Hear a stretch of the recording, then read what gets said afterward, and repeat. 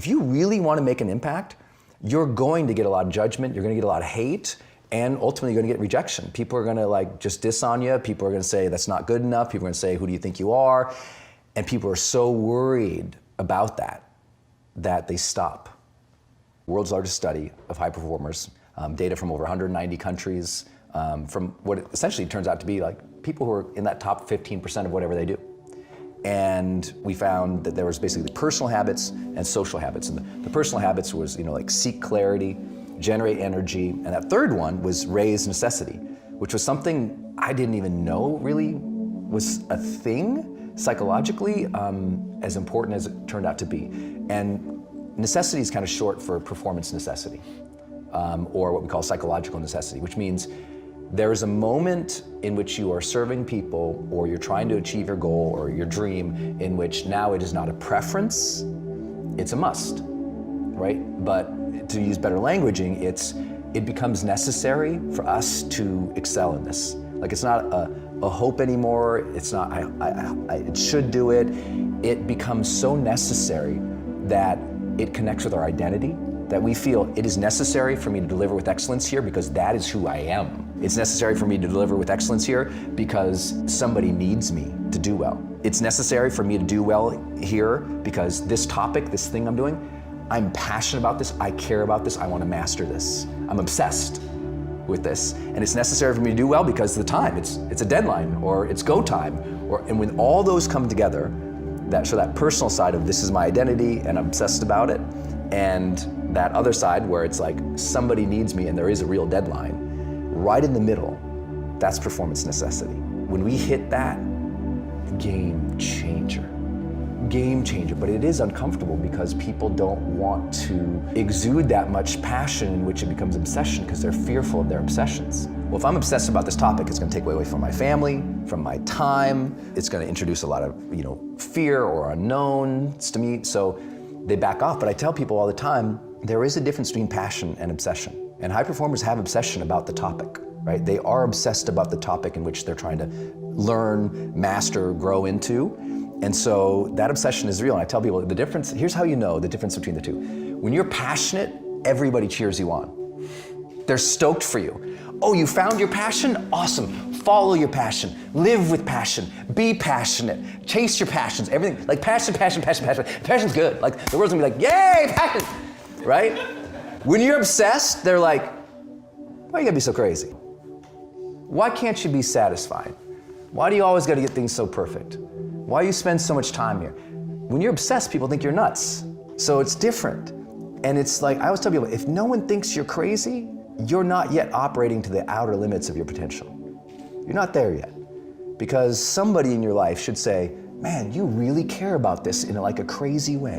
And when you get there, you found your thing. And not everybody finds that. I think that's also why it's scary. Some people go, well, I'm passionate or I'm happy, but I don't really obsess about anything.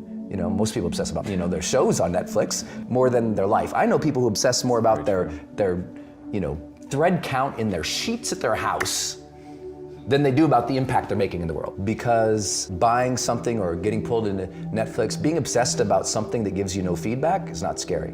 A real obsession, like trying to make an impact in the world, you're gonna get feedback. You're trying to make a difference in somebody's life, they're gonna tell you, that doesn't resonate with me, Brendon.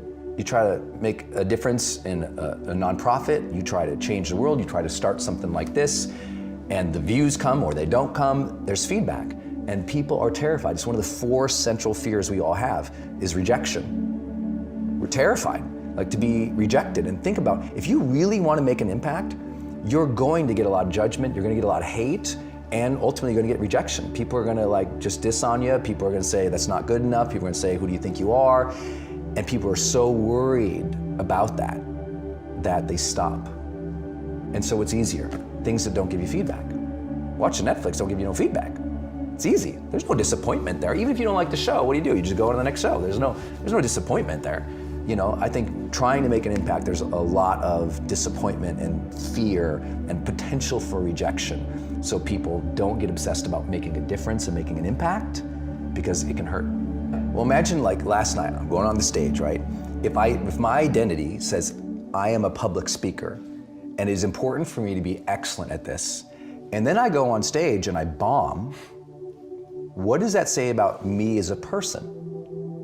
So we've got about 50 years of work in psychology, the field of psychology, saying do not tie your efforts to your identity, because that risk of disappointment or rejection, if the task fails, you shouldn't take that as a defining moment in which you say, I am a failure, right? So that's the risk, and that's what psychologists tell us to be wary of. Except, it turns out that high performers flip that on its face and go, well, actually, no, I do get bothered if it fails. I really get upset about it. I am attached to the process here. I do care if it turns out well. I mean, that's why they obsess about the details. That's why they care about excellence. It's like, no one obsesses about the details or cares about excellence unless it means something to them. And there is a risk. The risk is you over-attach to the process or the outcome with your identity, so that if the process or outcome goes bad, now you feel bad about yourself as a human, and now you stop your progress. But I also tell people, there's a balance there. I actually wish more people would attach some identity to what they're doing. They wouldn't go through the motions as much. I mean, I think what the world needs less of is half-interested parents who don't have an identity that says, you know what? I'm gonna be an excellent parent. I think we have a lot of CEOs or business people or entrepreneurs who they've never stepped in and said, you know what? I'm a CEO. I own this business. I am responsible for paying the bills. I am responsible for making the money. I'm responsible for all these people's mortgages who work for me. I want them to own the identity of a CEO, because most of them, if you ask them about their identity and their business, they're kind of like, you come to find they're kind of approaching it like not even hobbyists. It's like, if you want to win, your identity has to be tied into that thing in which you are trying to succeed at and give to. And that takes a lot of guts to put yourself all in for something, but who's ever contributed something with tremendous impact without being all into it? I've never seen it. So I think the message of the book, you're right, I'll get some flack. A lot of psychologists say, don't tell people to tie more of their identity. But what I'm trying to tell you is even the Dalai Lama has a connection with himself as a spiritual leader. His identity is still there. That people, assume that, we have to release ourselves from having any attachment to something, but I'm like, I think we all want to be present and engaged fully in the things that we are doing in our lives. And that's going to require us to say psychologically, you know what? I am all in this. All in. You have to be all in, and it's the hardest thing to do, because if it fails, then you can feel like a failure. I think of this idea of performance necessity. Two stories kind of come to mind. One is I was working with an Olympic gold medalist sprinter, and we're in the tunnel and we're going out, and he's talking about the competition, and we get out to the blocks, and I said, he was really worried about the competition. I said, well, how do you even gauge, like, who's gonna win? In his particular race, people are winning, but by 1/100th of a second, tenths of seconds. I mean, these are really close sprints. And I said, well, how do you know? I said, who would you even bet on? And he says, I would bet on the guy who gets down at the blocks, gets himself settled, looks at the finish line, then says, I gotta do this for my mom. And I was like, ooh, that's good. His performance necessity in that is, it's necessary for him to win that race for his mom. I think of, when I started my career and I really decided to go all in with writing and online training. This is like 2006. I'd gone broke, completely bankrupt, and failed. I left my corporate job. I had this cushy kind of corporate job as a consultant. Good job. Left it to write. And I didn't know how to make it as a writer. I wanted to do seminars, workshops, didn't know how to do that. So I was pretty much a hot mess, ran out of money.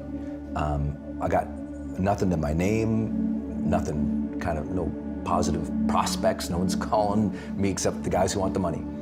And one night I'm writing, and the apartment was so small. On the bed, I had all, my bills, my vision boards, all my research, all my journals. Like, the bed was basically the desk, the extended desk.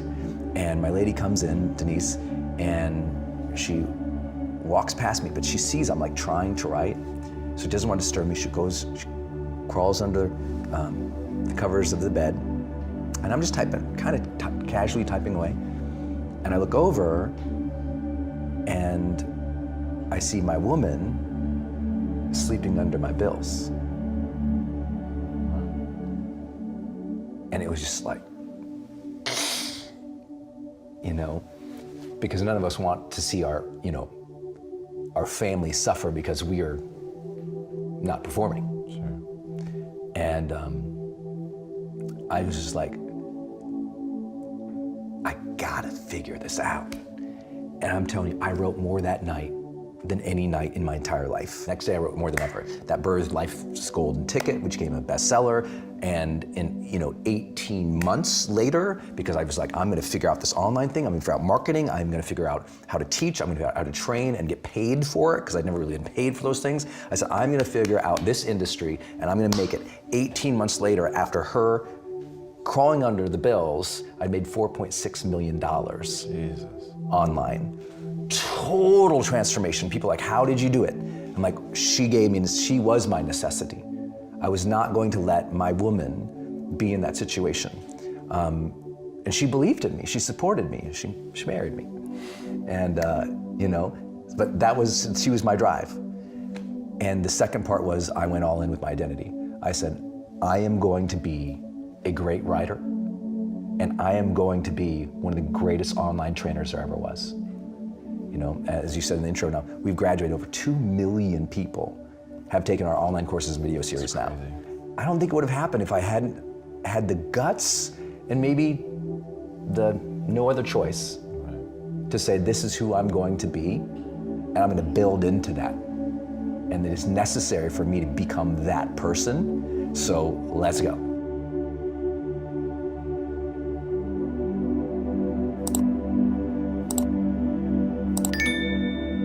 Brendon Burchard is an inspirational entrepreneur, author, and motivational speaker who has made a name for himself helping people achieve success.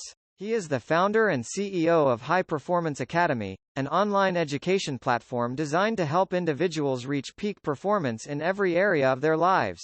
His 5 best-selling books, including The Charge, Activating the 10 Human Drives That Make You Feel Alive, and High Performance Habits, How Extraordinary People Become That Way, have inspired millions of people around the world to live their best life, create meaningful change, and make their dreams a reality. Through his books, seminars, and online courses, Brendon has helped many people unlock their talents and abilities, and become the best versions of themselves. It's truly inspiring to see how Brendon Burchard has impacted so many lives.